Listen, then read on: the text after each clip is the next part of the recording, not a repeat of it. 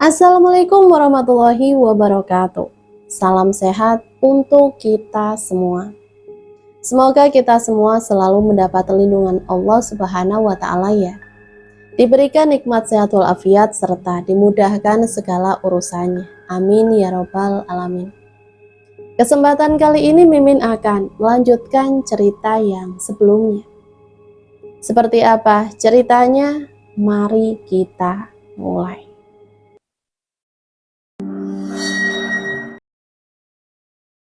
Baron mendobrak pintu, mengejutkan kumpulan orang itu. Sementara Karna berdiri di luar rumah. "Gak usah emosi begitu, Baron. Tenanglah. Sebaiknya kita minum arak bersama." Tanpa rasa hormat, ketika anak buah Baron bergaya layaknya raja yang berkuasa, Baron sudah tak bisa membendung amarahnya. Dengan kecepatan di luar dugaan, menerjang Qasim yang di kursi miliknya. Tapi dengan gesit, Qasim melempar meja kecil di depannya. Meja hancur ditangkis tangan Baron.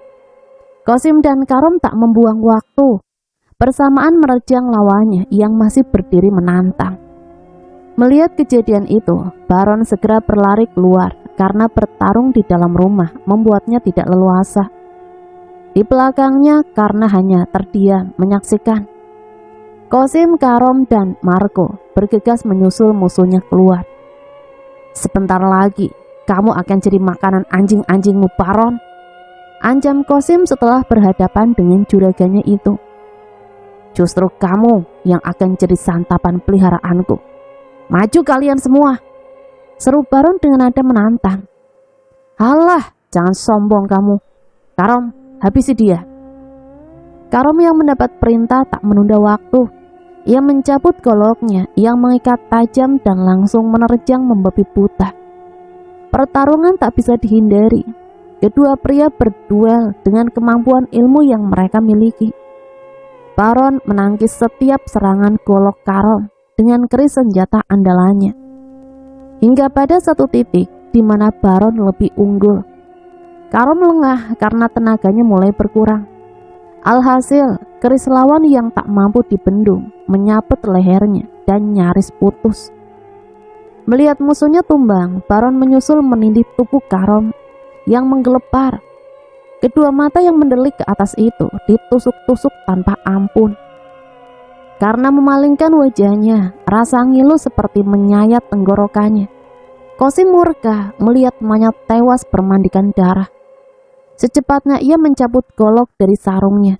Sementara Marco, tangannya meraih anak panah, mengambil ancang-ancang jika Qasim tak mampu melawan musuhnya. Baron bangkit, tatapannya lekat pada Qasim yang memandang penuh amarah. "Sekarang giliran lehermu, pengkhianat." Baron tak ingin membuang tenaganya. Ia langsung mengeluarkan ilmu pemungkas, ingin segera mengakhiri pertarungan ini. Tangannya seketika bergetar, menimbulkan hawa panas. Qasim tak menghiraukan kejadian itu. Di kepalanya hanya ingin segera membayar nyawa temannya. Dengan gerak cepat ia menyerang Baron yang masih berdiri tegak. Golok andalannya melayang mengarah kepala. Tapi golok ditangkap tangan kanan Baron dengan erat, menimbulkan getaran hebat akibat dua kekuatan beradu. Keringat bercucuran membasahi masing-masing badan. Hal aneh terjadi. Golok tiba-tiba meleleh seperti plastik terbakar hingga membuat Qasim terbelalak kaget. Baron tak membuang kesempatan melihat lawan lengah. Tangan kirinya yang sudah terisi ilmu pamungkas tersebut ia hantamkan ke wajah musuh.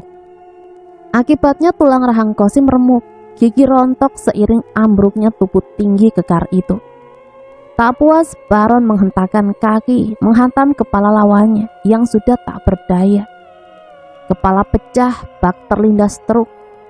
Marco membidik otak Baron dan segera melepas anak panah yang langsung melesat tajam. Kesaktian Baron memang di luar dugaan. Firasatnya seakan memberitahu ada bahaya mengancam nyawa. Ia cukup menundukkan kepalanya dengan tenang. Baron selamat. Hembusan angin dari panah yang melintas terasa dingin di punggungnya. Naas, benda runcing itu kini menancap Karna yang berdiri terpaku. Tak terelakkan lagi, panah menghujam jantung yang terpampang tanpa pelindung. Karena terhuyung, memegang tanah yang menembus dadanya. Matanya melotot, bibirnya menyeringai, menahan sakit yang amat sangat. Baron tercengang, tak menyangka kejadiannya akan seperti ini. Sekejap memandang Karna yang tersungkur, lalu tatapannya beralih pada Marco, yang ternyata sudah membidiknya dan siap melepaskan senjatanya. Panah melesat mengancam dada. Baron dengan cepat melempar keris yang masih berlumuran darah kosim dan langsung melemparkan ke arah Marco. Dua senjata meluncur mengancam sasarannya. Baron dan Marco saling beradu kecepatan, menghindari bahaya yang bisa saja merenggut nyawa mereka. Seiring melesatnya keris dari tangan Baron, ia lantas bergeser ke samping sambil memalingkan muka. Tetapi gerakannya kalah cepat dengan panah yang tanpa ampun menerobos rahang kiri hingga tembus rahang kanan Baron. Panah yang sudah berlumuran racun bisa itu memanggang muka. Baron meringis menahan sakit dan ngeluh pada tulang-tulang rahang yang patah. Tanpa melirik lawannya, dia berlari terseok-seok bermaksud menemui ayahnya dengan panah yang masih menancap. Hal mengenaskan justru terjadi pada Marco. Keris yang dilemparkan dengan kekuatan hebat tak bisa terelakkan. Senjata berlekuk itu hampir seluruhnya menghujam mata kiri Marco. Kejadian yang sama ketika bola mata Kardi pecah tertancap panahnya. Marco terjungkal, terdorong tenaga dari keris. Memekik, mengerang, menahan sakitnya, biji mata pecah. Cukup lama tubuhnya bergetar, sekarat, hingga akhirnya Marco menghembuskan nafas terakhirnya menyusul dua temannya. Kang Karna, jangan tinggalin aku, Kang. Tunggu aku, Kang. Ibu kenapa? Tanya Anti kaget mendengar ibunya berteriak-teriak dalam tidurnya. Sumi menangis terseduh-seduh, serasa mimpi itu sangat nyata terjadi. Anti hanya menggenggam tangan ibunya tanpa berkata-kata. Kenapa ibumu, Nak? Suara Nini runcing terdengar di belakang Anti. Saya tidak tahu, Nini. Tiba-tiba ibu berteriak, manggil ayah. Jelas Anti menatap Sumi. Nini runcing menghampiri Sumi, tangannya mengusap-usap rambut wanita yang masih terisak itu dengan penuh kasih sayang. Selang beberapa menit tangisan Sumi mereda. Kemudian ia menatap Nini runcing dan berkata, "Saya mau pulang, Nini." Anti dan nenek itu terkejut mendengar ucapan Sumi. Isi kepala mereka dipenuhi pertanyaan yang sulit terjawab. Kenapa kamu tiba-tiba mau pulang? Ilmu dari Nini belum sepenuhnya kamu miliki, Sumi. Nini runcing menatap lekat. Saya rindu Kang Karna, nih. Ayo kita pulang, Anti. Sumi bersikeras ingin menemui suaminya. Nini runcing menarik nafas panjang. Sekarang mengerti sebab Sumi berteriak memanggil Karna. Ya sudah, kita pulang besok, ucap sang nenek tersenyum. Sumi memeluk Nini runcing, mengucap terima kasih karena keinginannya dikabulkan. Begitu pula dengan Anti, tak sabar ingin segera pulang ke kampung halamannya. Sebelum terbit matahari, tiga perempuan berjalan beriringan, diselai dengan canda tawa untuk mengusir rasa lelah. Sepanjang jalan Nini runcing mengajak kedua muridnya untuk menjajal ilmu yang sudah mereka kuasai. Anti, coba kamu tangkap monyet itu. Seru Nini runcing menunjuk beberapa ekor monyet yang bergelantungan di dahan pohon. Anti menatap hewan itu, lalu ia mengerahkan ilmu yang dipelajari dari Nini runcing. Gadis kecil itu berlari, selanjutnya terbang melayang, menapaki pohon-pohon kecil. Gerakan Anti sangat tangkas, tubuhnya seperti ringan, mengejar monyet yang terus berpindah-pindah, loncat dari satu dahan ke dahan yang lain. Akhirnya Anti berhasil menangkap satu ekor monyet yang sepertinya sudah kelelahan.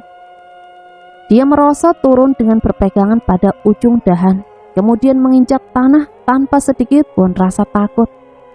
Sumi tersenyum lebar menyaksikan kelincahan Anti.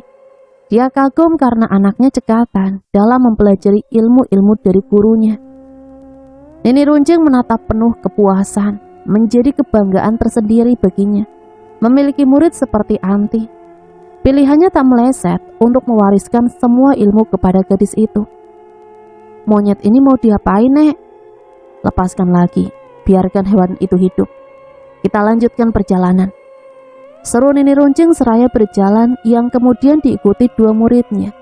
Mereka menyusuri yang dulu pernah dilaluinya. Menjelang tengah malam mereka sampai di kampung Carulang. Sumi tercengang melihat kampung halamannya sepi karena sebagian warganya kabur akibat ulah anak buah Baron yang semena-mena memeras mereka. Sumi bertanya kepada tetangganya tentang keberadaan suaminya.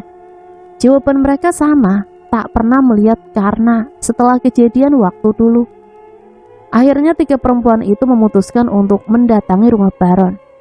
Niat Sumi akan menuntut balas jika ternyata suaminya sudah tinggal nama. Tiba di rumah Baron, Sumi disuguhkan pemandangan yang amat menyedihkan. Mayat suaminya tergolek miring dengan panah masih menancap di dada, tembus ke tulang belikat. Sumi dan Anti menangis histeris memeluk mayat karena Nini Runcing berlinang air mata menyaksikan kejadian itu. Lantas ia menghampiri mayat tersebut. Nini Runcing memegang panah, kemudian dipatahkan dengan jari-jarinya yang sudah terisi ilmu kesaktian. Dan ujung panah ditarik dari belakang. Sumi, cepat cari bantuan untuk membawa jasad suamimu, seru Nini Runcing. Sumi tak menolak, segera ia bergegas pergi dengan maksud meminta bantuan tetangganya untuk menguburkan jasad suaminya. Tak berapa lama Sumi kembali bersama ketua kampung dan 4 orang pemuda yang membawa keranda. Selanjutnya jasad Karna dimasukkan dan langsung dibawa ke rumahnya. Ketua kampung melirik 3 mayat yang wajahnya tak asing lagi. Mereka anak buah Baron yang terkenal sadis dan kejam, pemeras keringat warganya. Lalu dia beranjak pulang menyusul Sumi dan yang lainnya. Singkat cerita, karena sudah dikuburkan, diiringi tangisan istri dan anaknya. Ketua kampung meminta waktu sejenak kepada semua yang hadir untuk menyampaikan perihal mayat-mayat anak buah Baron. Kepada semua yang hadir di sini, tolong jangan pulang dulu. Pekerjaan kita belum selesai. Mayat anak buah si Baron tak mungkin dibiarkan begitu saja. Memang, jika mengingat kekejaman mereka, saya pribadi merasa jijik. Tetapi jika mayat mereka sudah membusuk, kita juga yang kena imbasnya. Untuk itu, saya meminta bantuan saudara-saudara untuk menguburkan mayat-mayat itu. Ketua kampung mengutarakan maksudnya panjang lebar. Hening sejenak, semua yang hadir saling tatap tanpa bersuara sedikit pun. Ketua kampung kembali melanjutkan pidatonya. Saya tahu isi hati saudara-saudara, tapi perlu diingat bahwa kampung Carulang sekarang terbebas dari kekuatan Baron. Sebaiknya kita bakar rumah si Baron, Pak Kuwu, usul seorang pemuda yang ikut membawa jenazah Karna. Memang seharusnya begitu. Sekarang kita pulang, saya memerlukan 10 orang laki-laki yang masih muda untuk menggali 3 kuburan. Butuh tenaga yang kuat. Ketua kampung mengakhiri pembicaraannya. Semua yang hadir berbondong-bondong pulang ke rumahnya masing-masing, terkecuali Sumi, Anti, dan Nini Runcing yang masih berada di pemakaman. Sumi menatap pusara Karna, hatinya masih belum menerima kepergian suaminya itu. Wajah Baron terbesit di kelopak mata, menumbuhkan amarah yang mulai membakar dadanya. Sumi, ayo kita pulang sekarang, ajak Nini Runcing. Baik nih, saut Sumi yang masih berlinang air mata, dan mereka pun lantas pulang. Ketua kampung serta 10 pemuda sudah menjalankan rencana mereka, menguburkan jasad Kosim, Marco, dan Karom. Setelah selesai, lalu pemuda-pemuda itu memasuki rumah Baron, mengambil harta benda dan semua bahan pangan yang diminta paksa dari warga. Salah satu pemuda menyulut dinding rumah yang terbuat dari anyaman bambu hitam. Lambat laun api menjalar dan menjadi besar, membakar seluruh bangunan. Dari belakang rumah tiba-tiba suara anjing-anjing menggonggong bersautan. Ketua kampung dan yang lainnya terkejut. Lalu mereka menuju suara hewan itu. Pak Kuwu, anjingnya 5 ekor. kata seorang pemuda bertubuh pendek.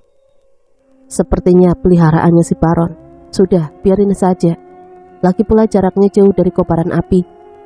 Jawab ketua kampung seraya meninggalkan tempat itu, diikuti para pemuda yang membawa barang sitaannya. Semenjak kejadian terpanahnya rahang Baron dan kematian anak buahnya, kampung Carulang menjadi bebas dari kekuasaan orang-orang kejam. Apalagi sekarang Sumi, Anti, dan Nini Runcing menetap dan melanjutkan berlatih ilmu di sana. Warga yang dulu kabur karena takut kepada anak buah Baron, kini mereka kembali mendiami rumah asalnya. Kehidupan warga kampung Carulang seperti semula, subur makmur, hasil panen melimpah ruah. Sekarang mereka bisa menjual hasil panennya dengan harga yang selayaknya. Tak terasa 3 tahun sudah berlalu. Tak pernah sekalipun ada gangguan dari orang-orang jahat. Anti semakin matang dalam ilmu kesaktiannya, sementara Sumi masih tertinggal jauh dari anaknya itu. Ancaman keamanan mulai muncul setelah 2 bayangan dalam gelapnya malam meneror kampung Carulang. Sepertinya mereka mencari sesuatu. Tiba-tiba, "Tolong, lepaskan aku! Tolong!" Suara teriakan itu menghilang, terdengar samar seiring dengan suara orang yang berlari. Nini Runcing meskipun usianya sudah tua, tapi pendengarannya masih tajam. Sontak ia bangkit dan berlari keluar, lantas menuju sumber suara tadi. Tatapannya berbagi ke sekeliling tempat yang diselimuti gelap, tapi suara itu tak terdengar lagi. Yang ada hanya suara lolongan anjing dari kejauhan. "Ratri, anakku, kamu di mana, Nak?" Kali ini Nini Runcing mendengar suara seseorang ibu memanggil anaknya berulang-ulang sambil menangis panik. Segera ia mendekati.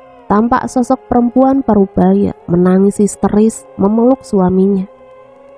Pak Kuwu dan tetangga yang mendengar teriakan berdatangan, tak terkecuali Sumi dan Anti. "Ada kejadian apa, Kang?" tanya ketua kampung. "Anak gadis saya diculik 2 orang.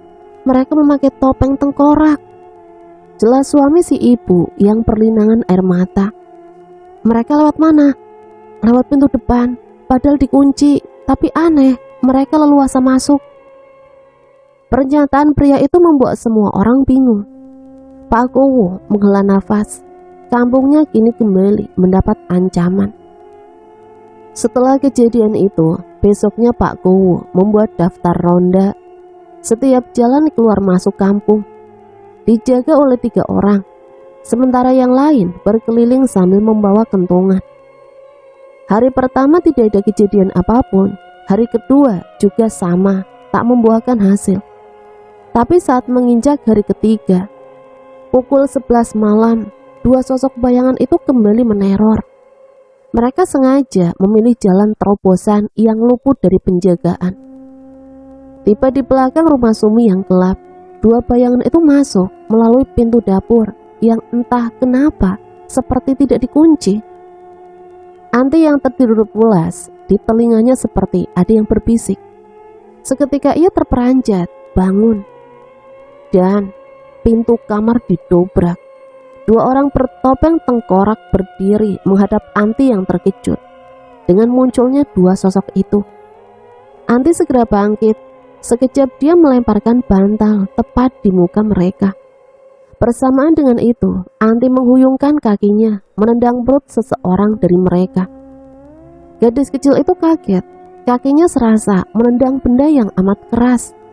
Sementara tubuh bertopeng tersebut tak bergeming sedikit pun, meski dihantam tendangan kaki Anti yang sudah terlatih. Anti mundur dilanda kepanikan karena belum punya pengalaman menghadapi musuh. Akhirnya dia berteriak memanggil Nini Runcing sekeras-kerasnya.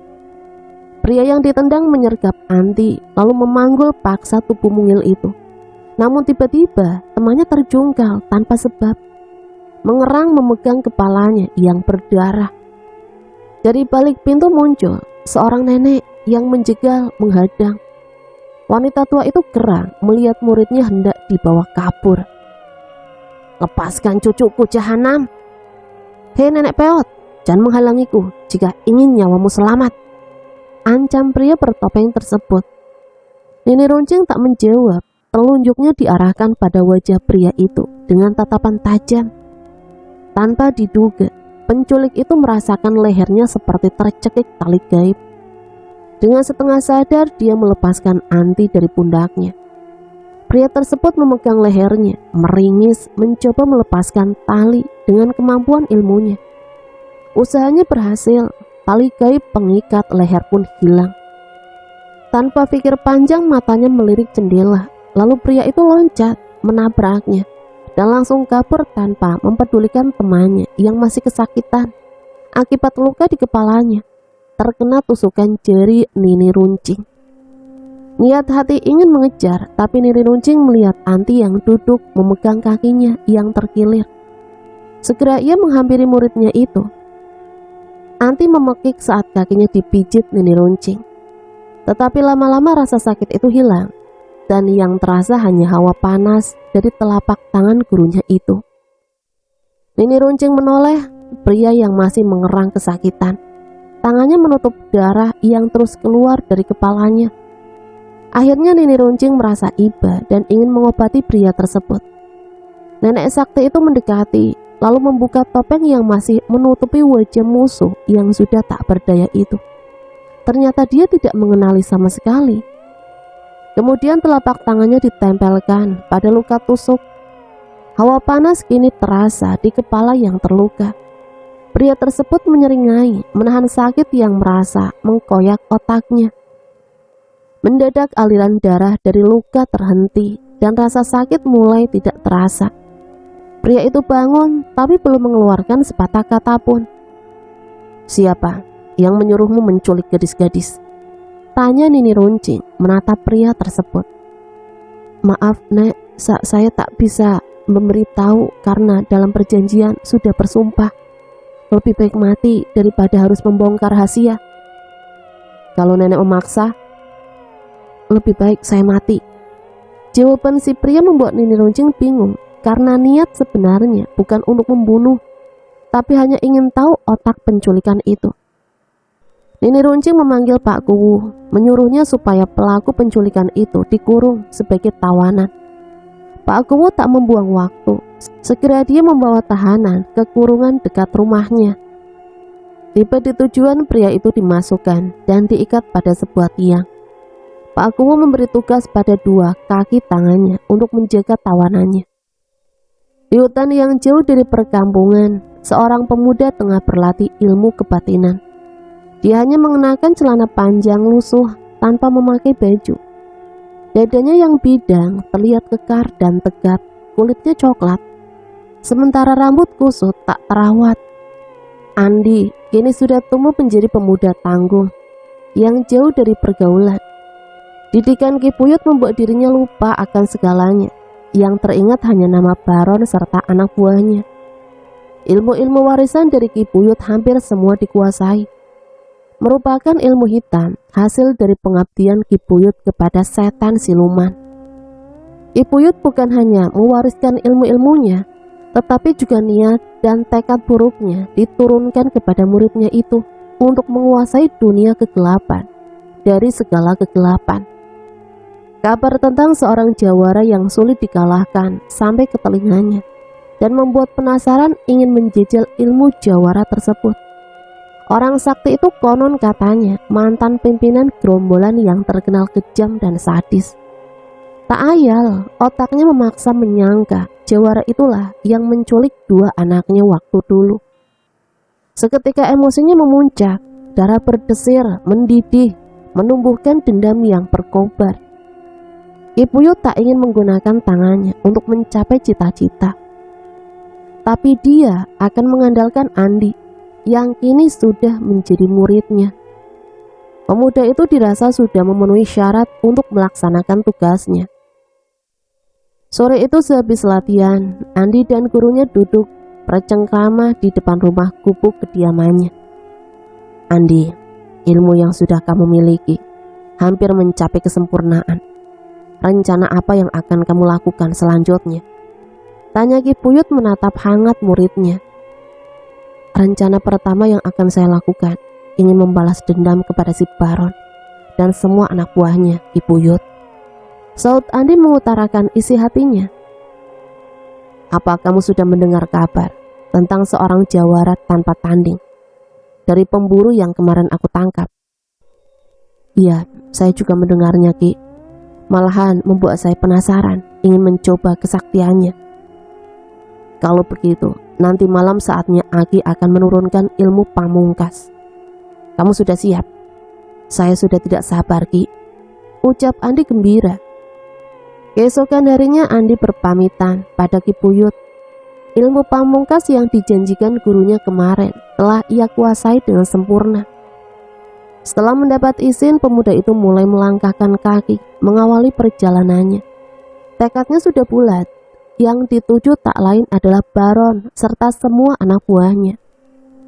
Menyusuri jalan setapak yang dipenuhi rumput liar, Andi melangkah dengan kepercayaan yang tinggi bahwa ilmunya tak akan ada yang bisa menandingi.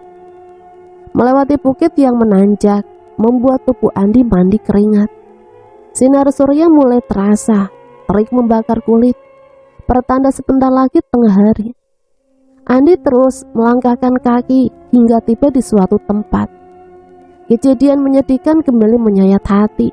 Suara jeritan ibunya seakan masih terdengar memilukan. Pandangan Andi teralih di tepi jurang saat dirinya terpleset dan jatuh ke dasar jurang itu. Beruntung aku ditolong Ki Puyut. Kalau tidak, mungkin sudah dimakan binatang buas. Gumam Andi menatap ke bawah. Pemuda tanggung itu melanjutkan perjalanannya. Walaupun sinar matahari membuat kepala sedikit pusing, tetapi semangatnya tak pernah berkurang demi mencapai maksudnya. Tiba di pinggiran kampung Carulang, Andi langsung menuju rumah Baron. Orang-orang yang kebetulan berpapasan dengan pemuda itu hanya mengamatinya tanpa berkata-kata. Alangkah terkejutnya Andi, ternyata rumah Baron tak terlihat. Yang tersisa hanya puing-puing kayu dan bambu yang sudah lapuk. Andi masih kebingungan. Berbagai macam pertanyaan membaur memenuhi otaknya. Akhirnya dia bergegas meninggalkan tempat itu dengan maksud mencari tahu keberadaan Baron. Tiba-tiba suara gadis memanggilnya. Kak Andi. Andi terkejut, spontan menoleh ke arah datangnya suara. Anti, benar kamu Anti? Andi masih tak percaya. Iya kak, ini Anti. Saud gadis itu tersenyum. Andi menghampiri adiknya. Entah kenapa, selama berlatih ilmu dari Ki Puyut, dia tidak terfikir tentang sanak saudara. Yang terfikirkan hanya membalaskan dendam kedua orang tuanya. Anti memeluk kakak kandungnya itu. Lantas mereka beranjak menuju rumah bibinya. Andi mengikuti dari belakang. Pandangannya kini ke kiri dan ke kanan bergantian, mengamati kampung halamannya itu yang sudah banyak berubah. Sumi sangat kegirangan melihat Andi yang masih selamat karena dia menyangka keponakannya itu dihabisi Kosim seperti kakak iparnya. Mereka saling bertukar cerita tentang kehidupan masing-masing yang penuh kesedihan. Nini Runcing tertarik dengan ucapan Andi yang menyebut nama Ki Puyut. Ingin mengetahui lebih jauh, namun berat untuk bertanya. Sekarang saya sudah memutuskan untuk mencari si Baron. Dia harus membayar nyawa bapak dan ibu, juga paman. Pungkas Andi mengakhiri ceritanya. Sebaiknya kamu tinggal di sini saja Andi, temani adikmu menjaga kampung ini. Pinta Sumi seraya melirik Anti. Di sini kan ada Nini Runcing dan Anti. Saya rasa kesaktian Nini Runcing bisa melindungi kampung Carulang. Terang Andi seolah menolak permintaan bibinya. Tiba-tiba terdengar suara teriakan seorang gadis meminta tolong. Andi segera berlari menuju suara itu, hendak memberi pertolongan.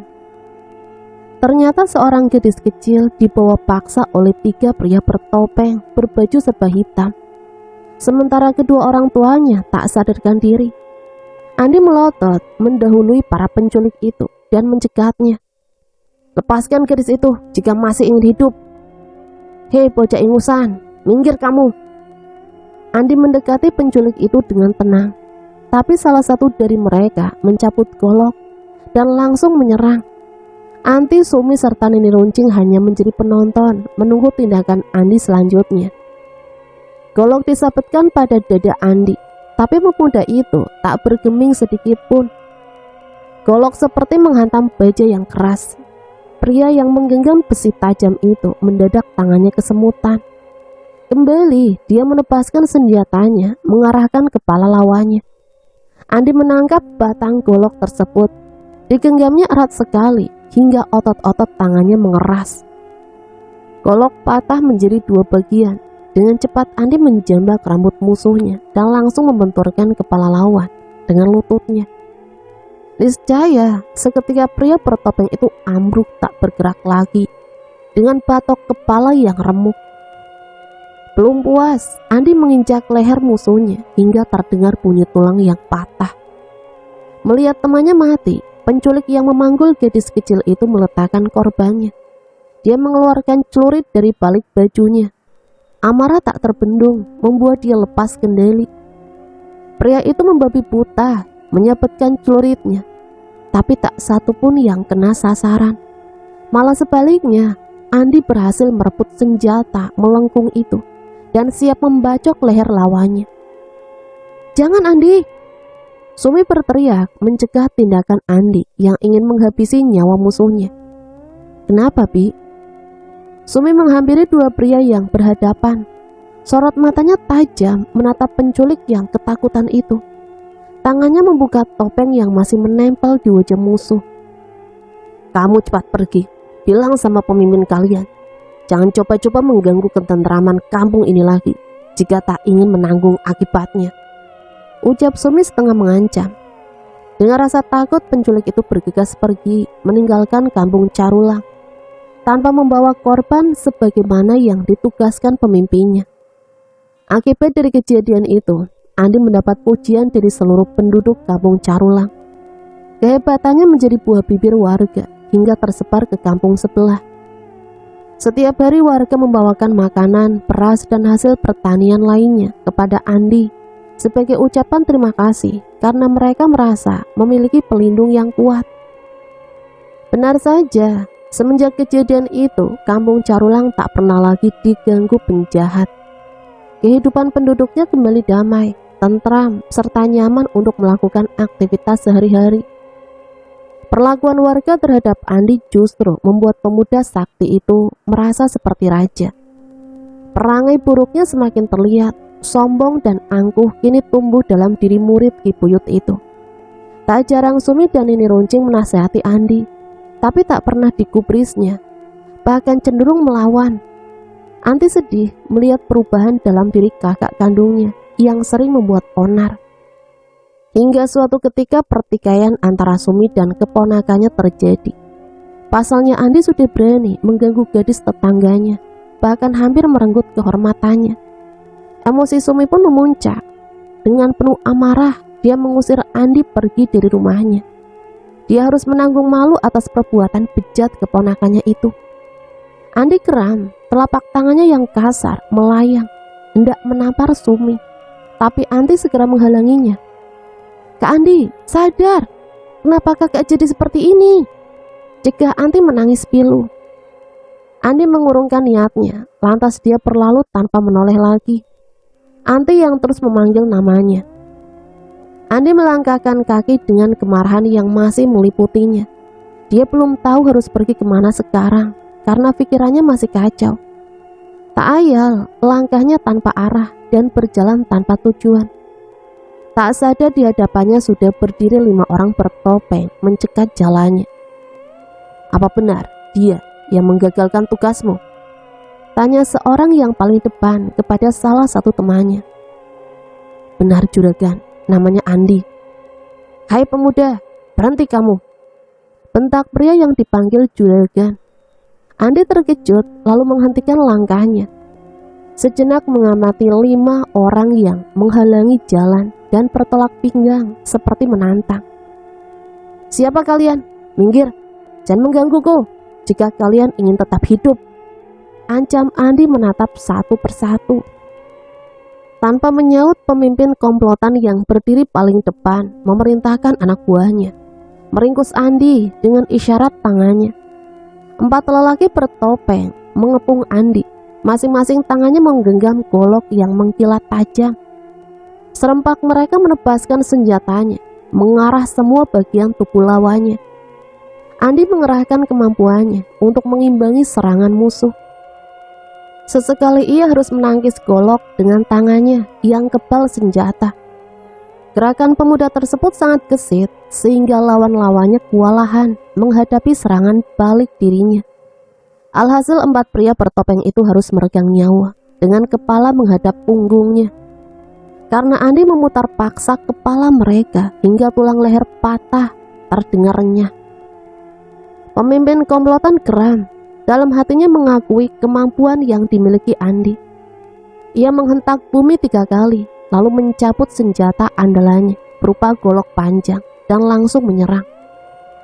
Andi terkejut menerima serangan mendadak dari lawannya. Dengan gerakan canggung ia menghindari bahaya yang mengancam nyawanya. Namun naas, ujung golok menggores lengan kanannya.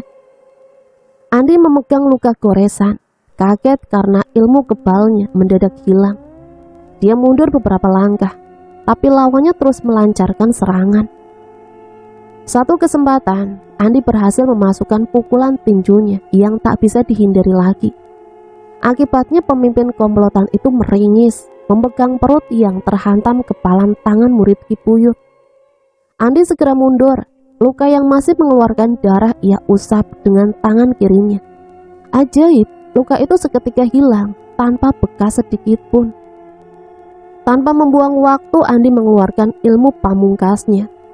Kedua telapak tangannya menempel di depan dada, sementara matanya terpejam dan mulut berucap tanpa suara. Melihat gelagat lawannya, pemimpin komplotan itu sadar akan keadaan. Lantas ia juga mengerahkan ilmu pamungkas miliknya. Langit mendadak mendung. Angin kencang berhembus menggugurkan daun-daun kering. Kilat menyambar seiring beradunya 2 kekuatan yang tak terlihat mata telanjang. Andi bergetar hebat, tubuhnya merasakan hawa panas yang luar biasa. Sekujur badannya mandi keringat akibat dari hawa panas tersebut. Tiba-tiba, 2 pasang kaki amblas ke dalam tanah hingga lutut mereka. Puncak dari benturan 2 kekuatan, suara ledakan menggelegar memekik telinga. Tubuh Andi dan lawannya terpental jauh beberapa meter. Andi memuntahkan darah merah kehitam-hitaman. Ia mencoba berdiri, tapi tenaganya seperti terkuras habis. Hanya bisa terbaring, merasakan tulang rusuknya yang terasa remuk. "Ki Puyut, tolongin saya, Ki," gumam Andi memanggil gurunya. Sementara lawan Andi, ia tergeletak tak sadarkan diri. Luka dalamnya cukup parah, sehingga dia tak kuasa menahan sakit. Hawa panas dari kekuatan Andi semakin membakar sekujur tubuhnya. Di tempat lain, 2 pria berjalan sambil bercengkrama membahas maksud dan tujuan mereka. "Kita sekarang mau kemana, Dan Irga?" tanya seorang dari mereka yang bertubuh pendek dan perutnya buncit. "Seperti awal rencana, Basir, kita menuju ke suatu tempat. Sebagaimana petunjuk yang saya dapat dari mimpi itu," terang lelaki yang dipanggil Irga. "Memangnya petunjuk apa, Den?" Basir penasaran karena tak tahu tentang mimpi Irga dan dia hanya menemani majikannya itu. "Saya mimpi didatangi Eyang Pandira, guru saya. Eyang menyuruh untuk mencari kedua orang tua saya yang katanya masih hidup," ujar Irga dengan tatapan tetap ke depan. "Oh, terus sekarang tinggal di mana orang tua Dan Irga?" Eyang tidak memberitahu di mana mereka tinggal. Yang jelas Eyang mengatakan di sebuah kampung yang subur. Warganya ramah, tapi tengah dalam kekuasaan orang jahat. Begitu, Basir. "Nama kedua orang tua Dan Irga siapa?" tanya Basir ingin mengetahui lebih jauh. "Ibu bernama Sendria dan ayah bernama Kartiwa," kata Eyang begitu. Diselingi dengan perbincangan, tak terasa perjalanan mereka tiba di satu kampung yang tidak terlalu padat. Lumbung-lumbung padi menghiasi hampir setiap rumah panggung penduduknya. Irga dan Basir mengamati rumah satu persatu dan tampak sepi. Mereka berharap bertemu seseorang karena ingin tahu nama kampung tersebut. Den, ada gadis, kita tanya dia saja. Tunjuk Basir kepada gadis yang tengah menjemur padi. Lantas mereka menghampirinya. Maaf Neng, mau tanya nama kampung ini apa ya? Basir mulai bertanya. Sejenak gadis itu tertegun memandangi tatapannya. Lalu ia berkata, nama kampung ini Kampung Carulang. Oh, Kampung Carulang. Tampak sepi sekali ya. Pada kemana penduduknya, Neng? Sekarang musim panen jagung, jadi semua berada di ladang. Ujar si gadis menjelaskan. Apa di sini ada yang bernama Sendria dan Kartiwa tidak, Neng? Irga mencoba menyelah. Gadis itu mengernyitkan dahi. Dua nama itu terdengar asing baginya. Setahu saya tidak ada nama-nama itu di sini, Den. Oh ya sudah, terima kasih, Neng. Irga dan Basir melanjutkan kembali perjalanannya, mencari keberadaan Sendria dan Kartiwa. Meskipun mereka tidak mengenal sama sekali wajah dua nama tersebut. Sementara si gadis masih membolak-balikan jemuran padinya. Selang beberapa menit dia lantas masuk rumahnya karena tak kuat dengan sinar matahari yang begitu terik. Sudah kering padinya, Anti? Tanya seorang nenek kepada gadis itu yang ternyata dia adalah Anti. Belum, Nek. Oh ya, tadi ada dua orang datang ke sini, Nek. Mereka lagi mencari yang namanya Sendria dan Kartiwa. Ucap Anti kepada nenek tersebut yang tak lain ia adalah Nini Runcing. Dik. Serasa ada yang menghentak jantung Nini Runcing tak kalah mendengar nama itu. Ia tertegun sejenak. Kedua mata itu mengingatkan kembali pada masa dulu. Kemana mereka perginya, Anti? Tidak tahu, Nek. Anti kan lagi jemur padi. Siapa sebenarnya mereka? Bisik hati Nini Runcing. Firasat buruk terasa oleh Ki Buyut. Suara Andi memanggil namanya terdengar sangat jelas. Akhirnya ia bergegas untuk melihat keadaan muridnya itu. Dengan kekuatan batinnya, Ki Buyut berlari sangat cepat sekali. Sesekali ia melompat terbang dari satu pohon ke pohon lainnya. Tak berapa lama kakek sakti itu tiba di tempat pertarungannya Andi dan pria bertopeng. Alangkah terkejutnya ia melihat muridnya tergeletak tak sadarkan diri. Tanpa pikir panjang, Ki Buyut membawa Andi ke tempat kediamannya untuk diobati. Dia telah mengetahui dengan pasti bahwa Andi menderita luka dalam yang cukup parah. Singkat cerita, kini kondisi Andi semakin membaik. Untuk kedua kalinya, Ki Buyut menyelamatkan nyawanya. Karena sedikit saja terlambat diobati, mungkin Andi tak akan tertolong. Andi, coba ceritakan apa yang sebenarnya terjadi. Tanya Ki Buyut penasaran. Andi menceritakan semua dari awal dia dicegat 5 orang bertopeng dan terjadilah pertarungan hingga ia tak sadarkan diri.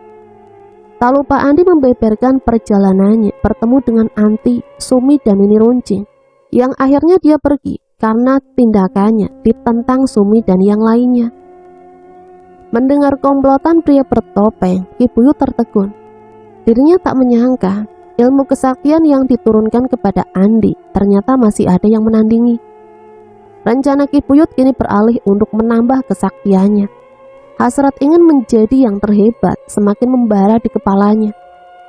Siluman kelelawar, sosok yang terbesit di pikirannya. Ia merasa penghuni Gua Kalon yang letaknya tak jauh dari sana bisa membantu dalam mencapai cita-citanya. Malam tiba, Ki Buyut dan Andi beranjak menuju Gua Kalon. Niat mereka berdua sama, ingin menjadi yang terhebat. Seorang pria bertopeng duduk lesu di kursi kayu, lalu penutup mukanya ia lepas dan ditaruh di meja. Tampak pipi kiri dan kanan pria itu mengkerut seperti bekas goresan luka tusuk. Tatapannya kosong, memandang jauh ke depan. Perasaannya tengah dilanda kegundahan yang sangat luar biasa. Ada apa, Baron? Sepertinya kamu memikirkan sesuatu. Ucap seseorang mengagetkan pria yang tengah melamun. Ayah, tidak ada apa-apa. hanya tidak enak perasaan saja ya, saut si pria yang ternyata Baron. Ceritakan pada ayah, jangan dipendam. Baron terdiam menatap ayahnya, Gopar. Setelah pertarungan waktu itu, saya merasa tak tenang. Pemuda itu kehebatannya tak bisa dianggap remeh. Saya takut suatu saat dia kesini mengobrak-abrik perguruan ini. Tutur Baron mengungkapkan kegelisahannya. Baron, jangan khawatir. Ilmu kesaktian ayah sudah hampir mencapai sempurna. Tidak mungkin ada orang yang berani masuk ke wilayah kita, jawab Gopar dengan kesombongannya. Tapi, sudahlah, jangan terlalu berpikir. Ada tugas untukmu, Baron. Tugas apa, ayah? Siluman kera kembali meminta tumbal.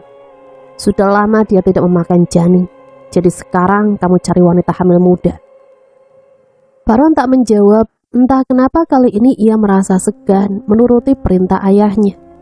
Tetapi jika membangkang, sudah pasti Gopar murka. Dengan berat hati Baron memakai kembali topengnya, lalu beranjak dari hadapan ayahnya itu dengan ditemani 3 anak buahnya untuk menjalankan tugas. Gopar menatap kepergian Baron. Dia merasa heran dengan sikap anaknya itu yang tak seperti biasanya. Ada apa dengan si Baron? Apa dia sudah tahu yang sebenarnya? Aku masih menunggu waktu yang tepat untuk berterus terang padanya, bisik batin Gopar. Matahari tepat di atas kepala. Baron dan anak buahnya yang juga mengenakan topeng sudah berhasil menemukan target korbannya. Wanita muda yang tengah hamil 5 bulan diincar secara diam-diam. Sebuah rumah terpencil yang berada di pinggir kampung Sirkur dihuni oleh sepasang pengantin baru. Wanita yang tengah hamil terlihat duduk di teras rumahnya sambil memakan singkong goreng dan segelas kopi hitam.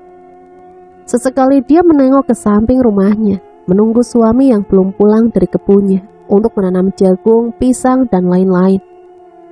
4 pria bertopeng mengintip dari balik rumpun pohon bambu. Dengan isyarat mata, Baron menyuruh anak buahnya untuk menyergap wanita itu. Dengan hati-hati 4 penculik itu berjalan mendekati incarannya. Serentak mereka melancarkan aksinya tanpa diperintah lagi. Wanita hamil itu terkejut, belum sempat berteriak, mulutnya sudah dibekap serta disumpal dari belakang dan langsung diikat kain. Cepat kabur sebelum suaminya datang, seru Baron yang langsung berlari mendahului dan diikuti semua anak buahnya. Sementara suami si wanita terkejut ketika melihat singkong goreng yang berantakan di teras rumahnya, serta segelas kopi hitam tumpah tak tersisa. Bergegas ia masuk dan memanggil-manggil istrinya, tapi tidak ada jawaban. Dia mulai gelisah, lalu kembali keluar dan mengamati jejak kaki yang tertinggal pada tanah yang berdebu. Tampak bekas telapak kaki lebih dari 1 orang terukir di tanah. Tanpa berpikir panjang, dia berlari hendak menyusul istrinya mengikuti jejak kaki itu. Sebelum melewati jalan tanjakan, pria itu melihat komplotan orang membawa seseorang wanita yang tak henti-hentinya mengamuk, ingin lepas. Sudah berada di atas bukit yang akan dia lalui. Pria itu beranggapan wanita itu pasti istrinya yang hendak dibawa kabur. Spontan dia berteriak sambil berlari mengejar komplotan itu. Hai bajingan, lepaskan istriku setan! Baron menoleh ke arah suara.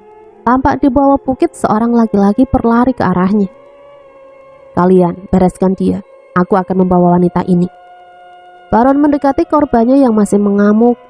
Tanpa diduga, ia melayangkan telapak tangannya di pipi wanita hamil itu.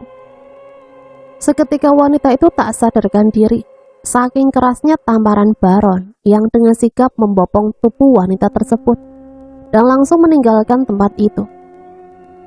Setengah berlari Baron membawa korban untuk segera diserahkan kepada ayahnya, karena nanti malam bulan purnama. Sementara suami wanita hamil itu masih jauh di bawah bukit. Dia mempercepat larinya, ingin segera menyusul komplotan penculik. Namun setibanya di atas bukit, pria itu kaget karena istrinya tidak nampak. Yang ada hanya 3 orang bertopeng yang mencegat jalannya. Mana istriku? Hah? Siapa yang kamu maksud? Tanya seorang dari ketiga komplotan bertopeng itu. Jangan pura-pura, aku tahu kalian sudah menculik istriku. Dasar iblis laknat. Amarah pria itu semakin memuncak. Nyalimu tinggi juga. Ayo, kita cabut nyawa curut itu. Seru si penculik yang langsung menyerang diikuti dua temannya. Pertarungan pun tak bisa dihindari. Suami wanita yang diculik itu mampu membendung serta menghindari serangan dari ketiga musuhnya. Namun lama-lama pertarungan itu semakin tak berimbang. Mengingat kemampuan mereka sama, si pria tenaganya mulai terkuras. Akibatnya dia semakin terdesak. Akhirnya rentetan tonjokan, tendangan, dan tamparan mendarat di tubuh si pria yang langsung ambruk tak berdaya. Salah satu pria bertopeng mencabut goloknya, melayangkan senjata tersebut hendak membelah kepala lawannya.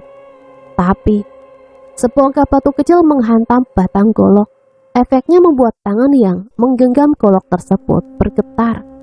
Seperti kesemutan tak bisa digerakkan. Dua pria bertopeng heran melihat tingkah temannya. Lantas mereka menghampiri.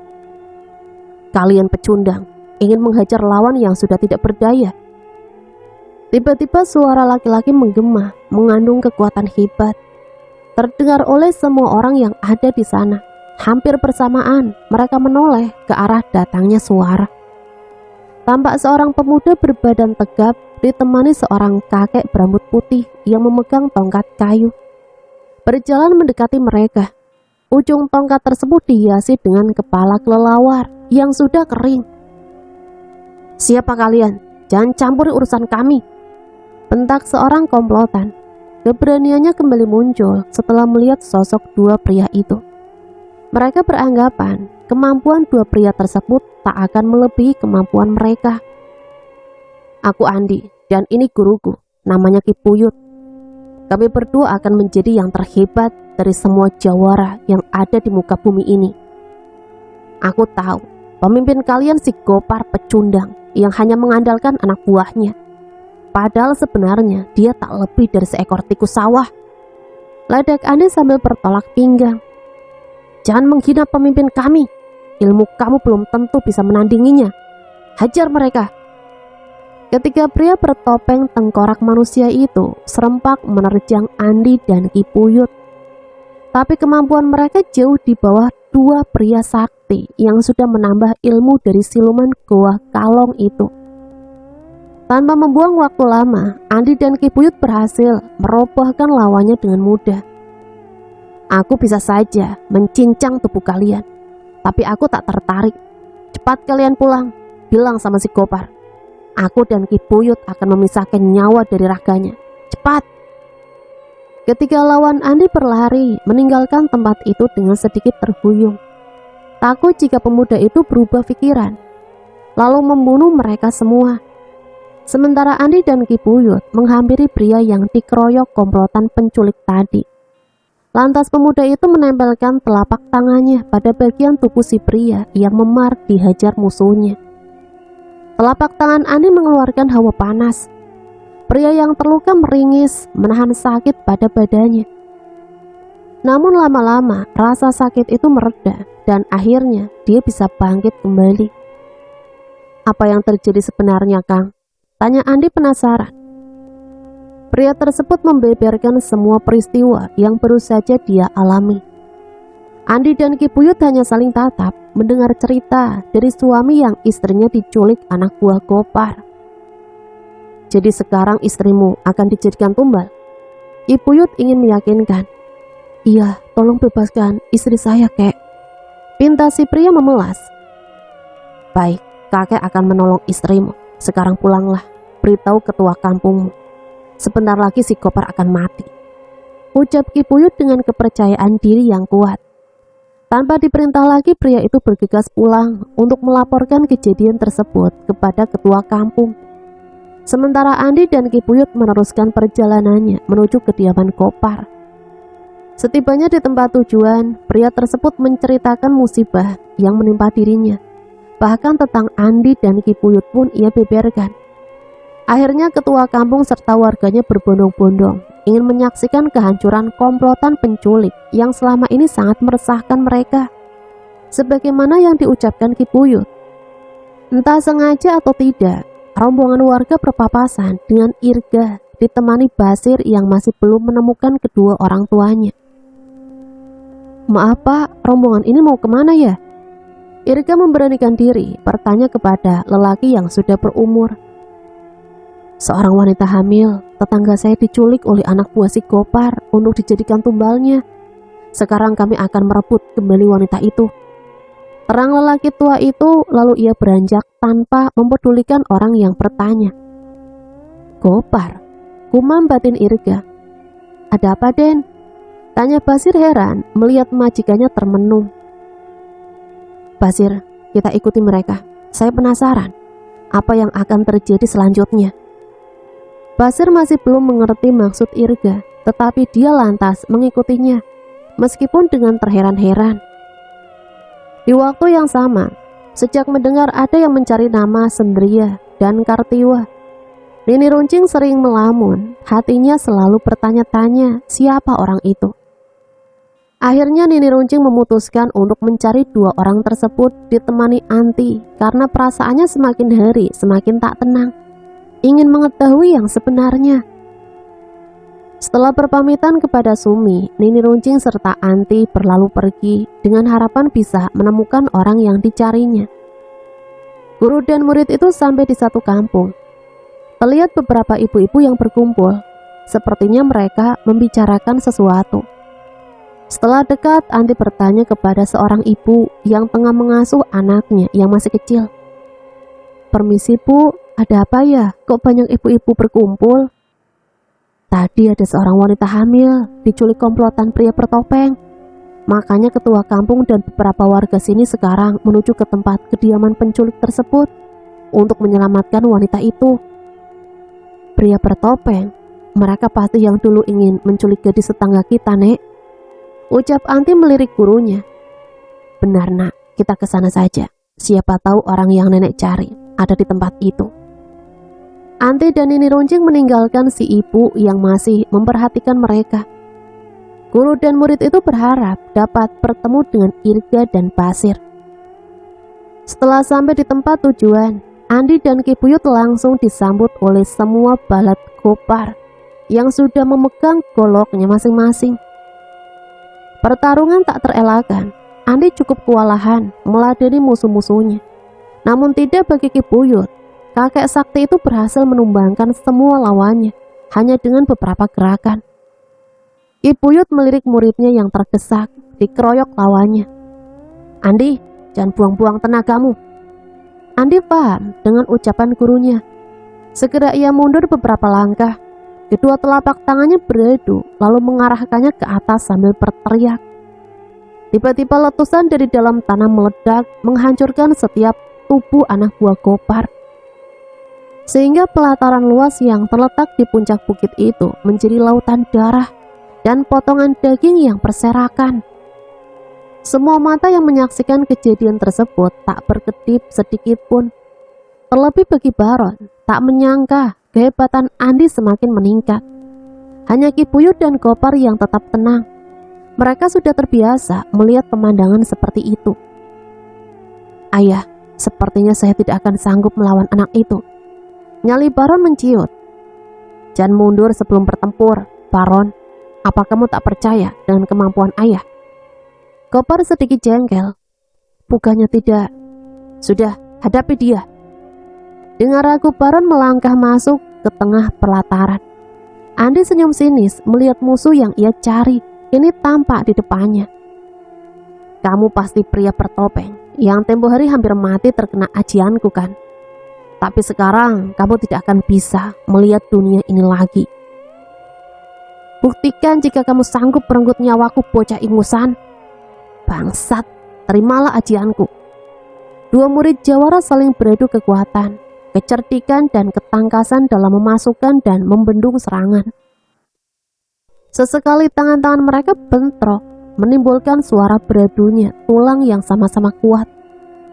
Kembali, Baron harus mengakui keunggulan lawannya. Dalam satu kesempatan, Andi mengeluarkan ajian yang telah mampu meluluh lantakan anak buah Gopar.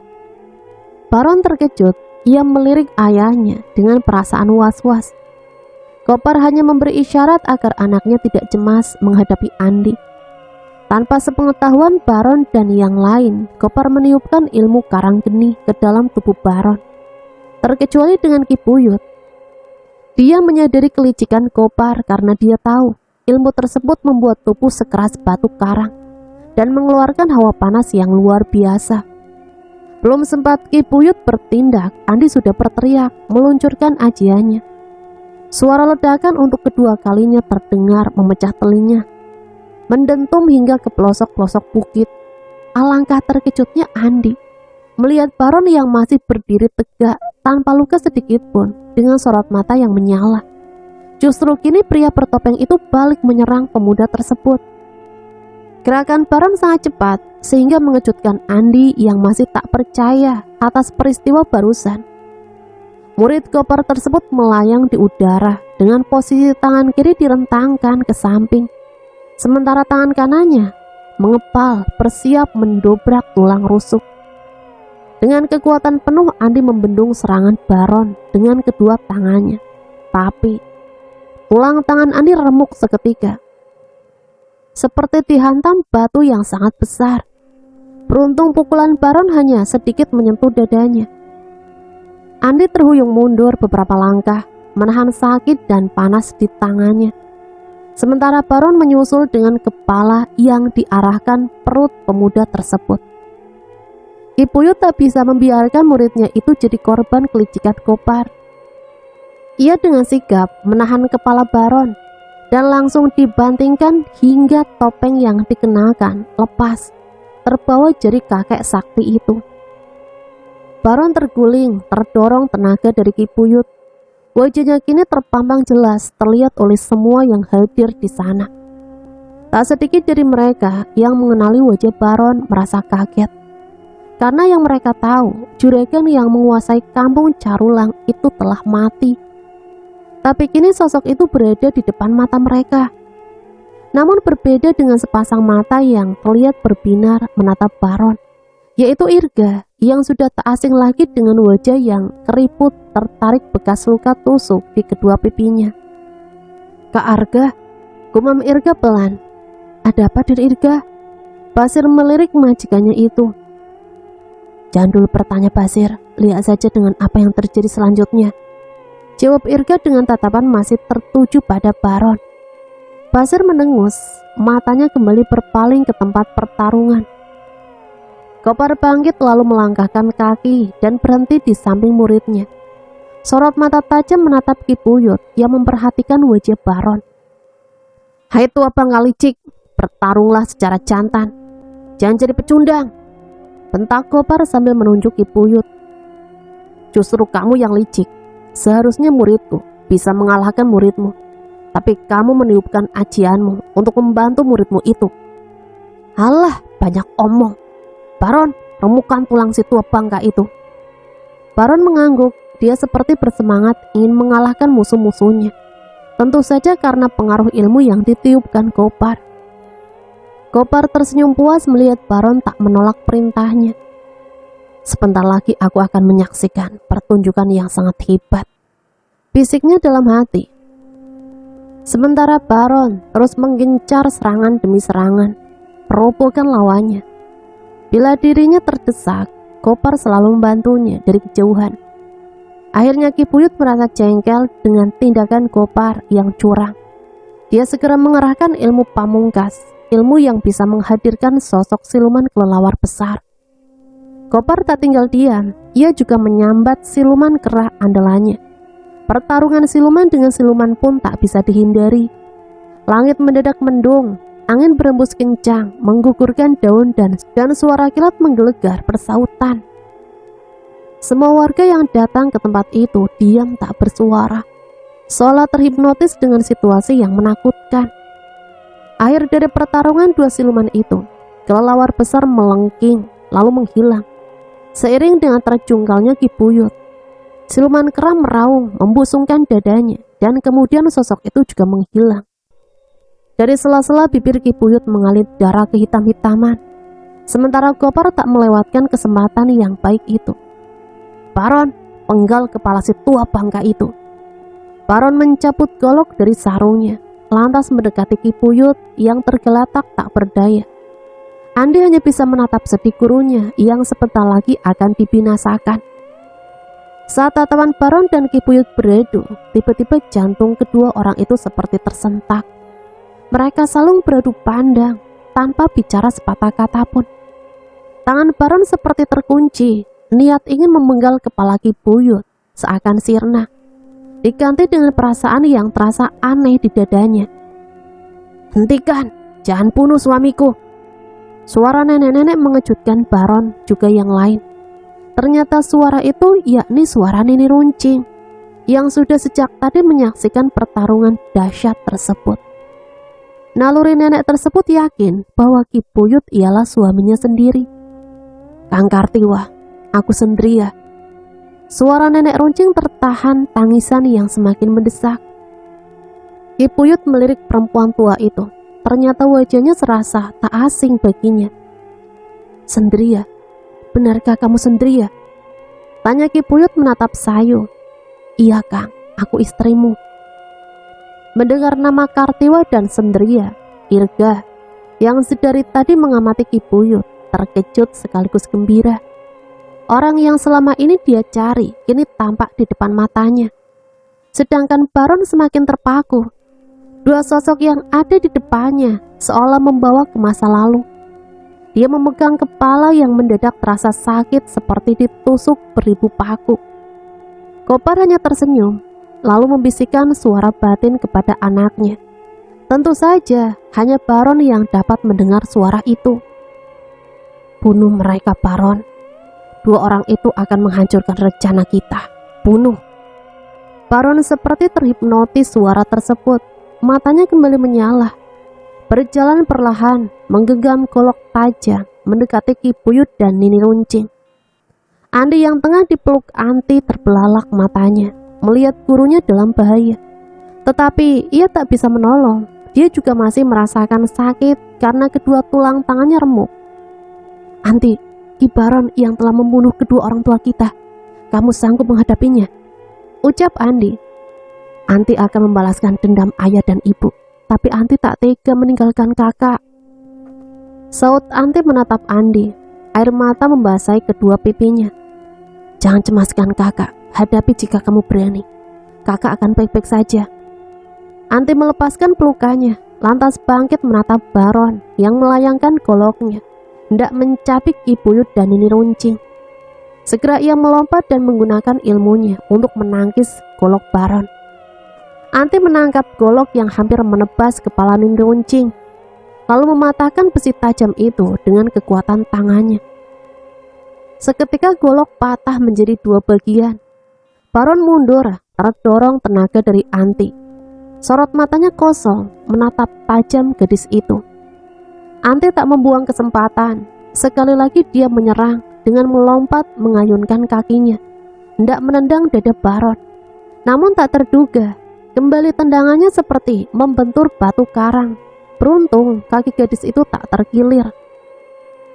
Anti terkejut, lantas ia mundur beberapa langkah. Gadis cantik itu tak sabar ingin melumpuhkan Baron. Ia segera mengeluarkan ilmu pamungkas andalannya. Tubuh Anti melayang dan kembali menukik menyerang Baron dengan kakinya yang kini terisi kekuatan dahsyat. Kaki menghantam dada, kini Baron terjungkal jauh dari tempat semula. Sambil meringis menahan sakit, Anti menyusul. Kali ini ia meninju perut lawannya. Namun aneh, mendadak kepalan tangannya menempel pada perut Baron. Anti sekuat tenaga menarik tangannya, tetapi bukannya terlepas, malah tenaganya seperti tersedot. Nini Runcing sadar akan bahaya yang mengancam nyawa muridnya. Ia melepaskan Ki Buyut dan langsung menghujam perut Baron. Tangan Anti lepas dari perut Baron yang kembali tersungkur. Tapi gadis itu kehabisan tenaga, tak sadarkan diri. Nini Runcing membawa muridnya dan juga Ki Buyut lalu dibaringkan di samping Andi. Baron kembali bangkit, Kesaktian yang terus ditiupkan Gopar kepadanya membuat kebal, sehingga ia tak merasakan sakit apapun. Nini Runcing tidak gegabah dalam melancarkan serangan. Dia tahu persis bahwa Baron dalam pengaruh Gopar yang terkenal kejam dan sadis tanpa tanding. Tiba-tiba Baron menyerang dengan kecepatan di luar dugaan. Nini Runcing terkejut menerima serangan mendadak tersebut dengan sigap menangkis tangan lawan. Akibatnya dua kekuatan berbenturan membuat Nini Runcing dan Baron terpental ke belakang hingga mereka sama-sama ambruk. Tapi mereka segera bangkit dan saling serang satu sama lain. Pertarungan berlangsung cukup lama. Nini Runcing dengan jari saktinya terus menggempur Baron dengan tubuh yang keras sebagai batu karang. Akhirnya Baron kembali memenangkan pertarungan. Kesigapan Nini Runcing mulai tak beraturan sehingga memudahkan lawan memasukkan serangannya. Tinju Baron yang keras dan kuat menghujam perut Nini Runcing. Seketika nenek itu kesakitan, terguling di tanah. Ususnya seakan terkoyak, membuat mual ingin muntah. Melihat Nini Runcing tergeletak tak berdaya, Gopar bangkit lalu berjalan menghampirinya. Sendria, sudah lama tak bertemu. Ternyata kamu masih hidup, ucap Gopar tersenyum sinis. Dari mana kamu tahu namaku? Tentu saja aku tahu nama seorang ibu yang dua anak laki-lakinya diculik. Kamu masih ingat, Sendria? Mendengar ucapan Gopar, Nini Runcing terkejut karena tak menyangka penculik anaknya kini berdiri di hadapannya. Ternyata kamu pemimpin gerombolan itu, bajingan. Mana anak-anakku, ha? Emosi Nini Runcing meluap, lantas dia bangun sambil meringis menahan sakit di perutnya. Ya, aku Gopar, memimpin gerombolan yang sakti mandraguna. Sebentar lagi, anakmu yang akan menghabisi nyawamu, Sendria. Nenek tersebut melirik Baron yang menatapnya dengan pandangan kosong karena masih dalam pengaruh ilmu sihir Gopar. Apa benar si Baron anakku? Jika benar, begitu jahatnya si Gopar membuat dia sekejam iblis. Gumam batin Nini Runcing, ingin rasanya meluapkan amarahnya kepada Gopar. Tetapi apalah daya, Gopar manusia sakti yang memiliki ilmu tinggi. Asal kamu tahu, Sendria, aku hanya mengurus salah satu dari kedua anakmu. Iblis kamu, Gopar. Kamu jadikan anakku orang yang kejam dan sadis. Suatu saat kamu akan menemui kehancuran, Gopar. Nini Runcing tak kuasa menahan amarah. Hidupku akan kekal, Sendria. Tak akan ada yang bisa mengalahkanku. Hai kalian yang berada di tempat ini, sebentar lagi kalian akan menyaksikan pertunjukan hebat. Seorang ibu akan direnggut nyawanya oleh anaknya sendiri. Teriak Gopar kepada semua orang yang berada di sana. Lalu pria iblis itu mendekati Baron yang masih mematung. Baron, bunuh dia. Gopar menyodorkan keris senjatanya kepada Baron, lantas dia kembali duduk di tempat semula. Tanpa menjawab, Baron berjalan menghampiri Nini Runcing. Pengaruh sihir Gopar masih menguasai pikirannya. Tak ayal, dia sama sekali tidak mengetahui bahwa Nini Runcing ibunya sendiri. Sorot mata anak dan ibu beredu. Terlintas kenangan di kepala Nini Runcing saat dua anaknya masih kecil, sebelum terjadi peristiwa yang menyedihkan akibat ulah Gopar. Sementara Baron, dia mengangkat tangan yang menggenggam keris hendak menikam Nini Runcing. Cepat bunuh dia Baron. Kalimat itu yang hanya terdengar di telinganya. Nini Runcing memejamkan matanya. Ia pasrah dengan keadaan karena tak bisa berbuat apa-apa lagi. Jangan ke Arga! Tiba-tiba suara seseorang mengejutkan semua yang ada di tempat itu. Seiring dengan terlemparnya keris dari tangan Baron. Di samping Nini Runcing, berdiri seorang pria gagah berbadan tegap, memandang Baron yang menatapnya tajam. Ibu, ini Irga. Ibu mengenali saya. Irga memeluk Nini Runcing. Rasa rindunya yang sejak tadi ia tahan, kini terluapkan. Nini Runcing terpaku. Dia masih tak percaya dengan ucapan Irga. Ibu, kenapa diam? Saya Irga, anak ibu. Irga tak bisa menahan air matanya. Wajah yang sudah mengkerut itu ia tatap dengan lekat. Benarkah kamu Irga? Iya bu. Irga membopong Nini Runcing dan mendudukkannya di samping Ki Puyut. Ayah, maafkan Irga, tak bisa melindungi ayah.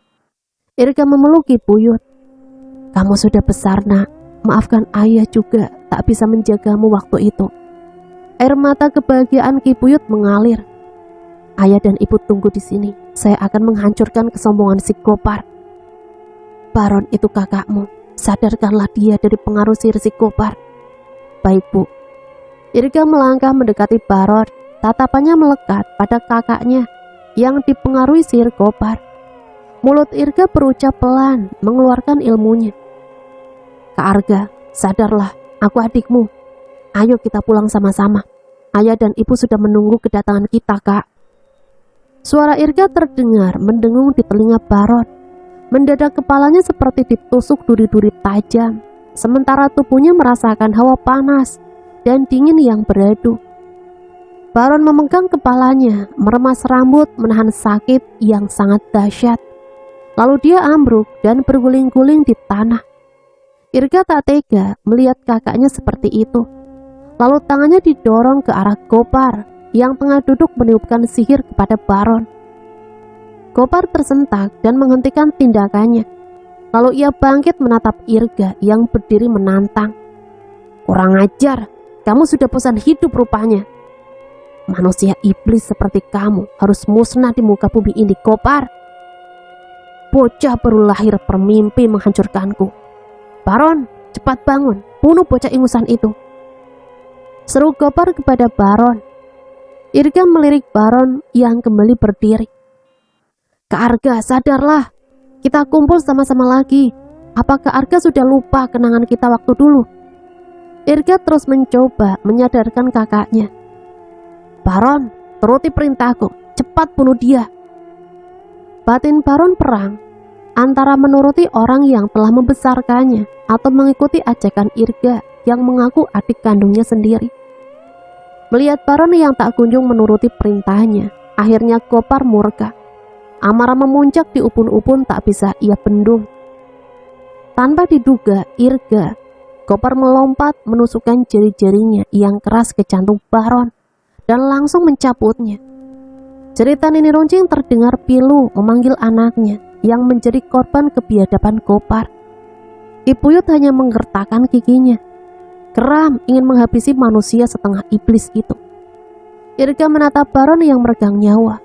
Pandangannya beralih kepada Gopar yang masih menggenggam jantung kakaknya. Pandangannya beralih kepada Gopar yang masih menggenggam jantung kakaknya. Andai saja tahu kejadiannya akan seperti itu, ia pasti mencegah tindakan manusia iblis tersebut. Lihatlah Sendria, Kartiwa, ini jantung anakmu. Ucap Gopar sambil memakan mentah-mentah jantung Baron. Niscaya tangisan Nini Runcing semakin menjadi. Sementara warga yang menyaksikan peristiwa tersebut bergidik ngeri melihat kelakuan Gopar. Emosi Irga tak terkendali. Seketika ia menyerang Gopar dengan jurus dan ilmu andalan yang ia miliki. Dua sosok sama-sama kuat dan hebat. Gerakan mereka nyaris tak terlihat mata awan. Di sekeliling tempat terasa panas oleh semua yang hadir di tempat itu. Tiba-tiba suara raungan kerah menggema memecah telinga. Rupanya Gopar menyambat gurunya karena Irga sulit untuk dilumpuhkan. Irga sadar dirinya tak akan mampu menghadapi siluman kerah tersebut. Akhirnya dia bersedekap memejamkan matanya, meminta bantuan gurunya, Eyang Pandira. Jangan takut cucuku, hadapi siluman itu. Kelemahannya ada pada kukunya, patahkan. Siluman itu pasti kalah. Eyang akan membantumu di sini. Suara Eyang Pandira membangunkan semangat Irga. Lalu matanya terbuka pelan dan mengamati siluman yang berwujud kerah itu. Cukup sulit Irga melakukannya, tapi karena bantuan Eyang Pandira, akhirnya dia berhasil mematahkan kuku siluman kerah yang hitam dan panjang itu. Siluman itu meraung kesakitan dan akhirnya wujud kerah tersebut menghilang seiring dengan memekiknya Gopar memegang kepalanya. Irga cepat tusuk kedua matanya sebelum dia sadar. Suara Eyang Pandira kembali terdengar di telinga Irga. Irga segera melompat ke pundak Gopar, lantas menusuk sepasang mata musuhnya dengan jari-jarinya. Gopar sempoyongan, mengerang menahan sakit pada kedua matanya. Ini dia tak berdaya karena kelemahannya sudah diketahui lawannya. Irga cukup puas, ia mengambil keris milik Gopar yang terlempar dari tangan Baron. Lantas berjalan mendekati manusia sombong yang kini di ujung maut. Pergilah ke neraka, manusia iblis pengabdi setan. Irga menusuk keris beberapa kali pada jantung Gopar. Terakhir senjata tersebut ia tancapkan di ubun-ubun lawannya tersebut. Akhirnya Gopar mengembuskan nafas terakhir. Darah yang keluar dari mata, jantung, dan kepala terus mengalir bercampur dengan tanah berdebu. Irga menghela nafas panjang. Ada kepuasan tersendiri baginya setelah melihat Gopar yang sulit dikalahkan. Ini tergolek tak bernyawa. Kang, cepat cari istri Akang, moga saja dia selamat.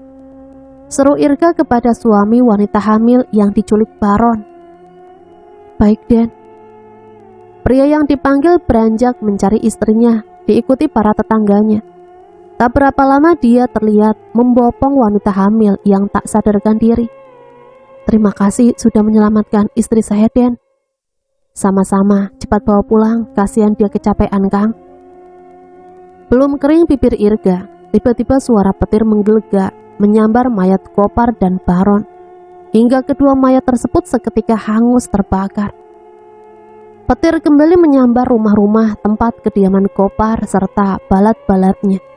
Tapi kali ini disertai dengan angin yang bertiup sangat kencang dan langit pun mendadak gelap.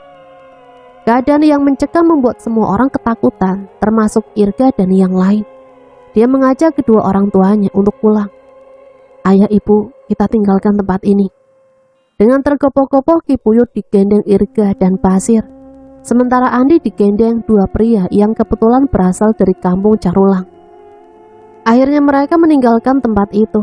Tempat terkutuk yang menjadi sarang kebiadaban, kesombongan dan persekutuan Gopar dengan siluman kerah. Kini telah hangus tersambar petir. Dua mayat manusia setengah iblis terbakar habis menyisakan tulang belulang. Tiba-tiba tanah di sekitar tempat itu bergetar, lalu retak menjadi beberapa bagian. Puncak peristiwa, tanah tersebut ambruk bersama dua mayat dan sisa puing-puing rumah yang terbakar itu, sehingga membentuk seperti kawah gunung berapi. Belakangan tempat itu diberi nama Kawah Lembah Mayit. Hari berganti, bulan beranjak, dan tahun pun berlalu. Basir pamit hendak pulang ke kampungnya, dan Irga memutuskan untuk menikahi Sumi. Walaupun usianya 5 tahun lebih tua darinya, dia menerima dengan senang hati karena ingin memenuhi permintaan ibunya. Setelah Irga dan Sumi menikah, Ki Puyut menghembuskan nafas terakhirnya dan dikuburkan di pemakaman kampung Carulang. Selang beberapa bulan kemudian, Sandria alias Nini Runcing menyusul suaminya. Kesedihan Andi yang belum usai sejak meninggalnya Nini Runcing. Andi sering sakit-sakitan, patah tulang tangannya tak bisa disembuhkan. Justru lukanya semakin membusuk sehingga kedua tangannya harus dipotong. Hingga akhirnya Andi meninggal di usia 19 tahun. Jasadnya dikuburkan di samping gurunya, yaitu Kartiwa alias Ki Puyut. Kehidupan Andi kini mulai tenang. Ia tumbuh menjadi gadis cantik bersama Irga dan Sumi yang sudah seperti orang tua kandungnya. Kecantikan Anti membuat geger para pemuda kampung Carulang, juga kampung yang lain.